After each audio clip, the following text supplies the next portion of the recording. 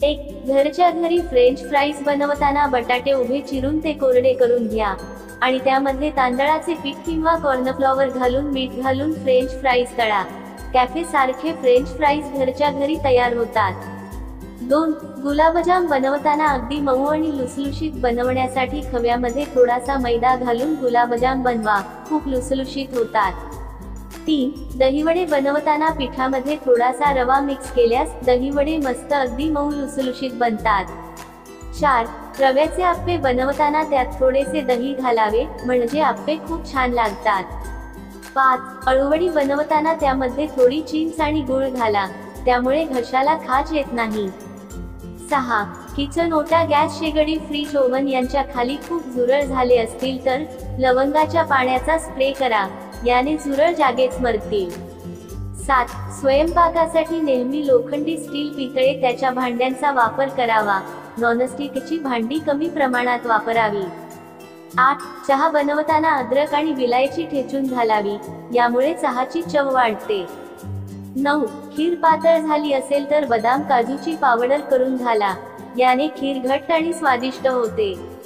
10 बिर्याणी स्वादिष्ट बनवण्यासाठी त्याच्यामध्ये कांदा व टोमॅटोचे प्रमाण जास्त असावे। 11 आठवड्यातून एकदा कारल्याचा रस पिल्याने रक्त शुद्ध होते आणि शुगर कंट्रोल मध्ये राहते। 12 अतिप्रमाणात गोड खाल्ल्याने चेहऱ्यावर लवकर सुरकुत्या येतात। 13 पीनट बटर कधीही फ्रीज मध्ये ठेवू नये, यामुळे ते सुकते आणि त्यातील ओलावा कमी होतो, पोषक घटक देखील कमी होतात, तसेच सहज ब्रेडला लावता येत नाही। 14 पोहे बनवताना कांद्याचे प्रमाण जास्त घ्या, म्हणजे पोहे छान नरम होतात आणि चवीला पण अत्यंत टेस्टी लागतात। 15 कपडे शाहीचे डाग लागले असतील तर लागलेल्या जागी टूथपेस्ट लावा आणि सुकायला ठेवा, मग धुवून टाका, तुम्हाला शाहीचे डाग अजिबातच दिसणार नाही। 16 पावभाजी करताना त्यामध्ये थोडेसे बीट किसून घालावे, यामुळे पावभाजीला छान रंग येतो।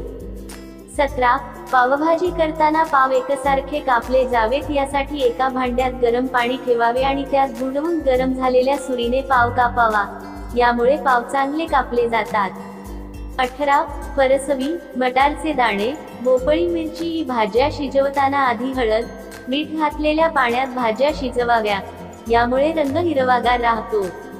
19 अळूच्या वड्या करताना पाने स्वच्छ पुसून थोडेसे तेल लावावे आणि वरून पीठ पसरावे, यामुळे वड्या चुरचुरीत होतात।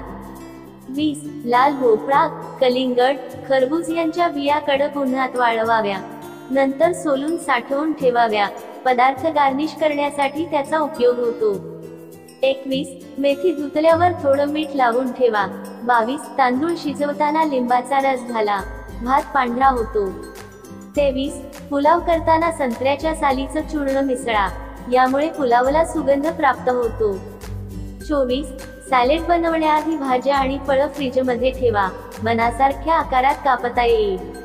25 रस्सा दाट स्वादिष्ट होण्यासाठी दाण्याचं कूट, नारळाचा चव मिक्सरला करून रश्श्यात घालावा। 26 कुठलीही भाजी कमी पाण्यात शिजवावी, चविष्ट होते। 27 भांड्याला कांद्याचा वास लागला असेल तर थोडा वेळ मिठाच्या पाण्यात घालून ठेवावं।